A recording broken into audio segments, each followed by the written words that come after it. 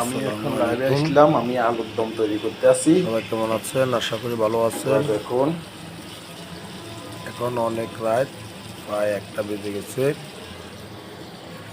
আমার মনে চাইলো যে আমি আজকে আলুর দম তৈরি করব, আলুর দম খাবো। তাই ড্রেসিং রুমে চলে গেলাম, যে আলুর দম তৈরি করার প্রস্তুতি নিলাম। মোটামুটি সব তেল মশলা যাবতীয় যা লাগে যতটুকু সম্ভব দিয়েছি।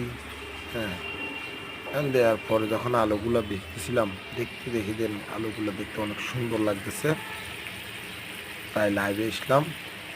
কালারটা এত সুন্দর হয়েছে যে মনে হয় খাইতেও অনেক মজা পাবো। জানি না, যখন খাবো তখন বুঝতে পারবো কেমন মজা হবে।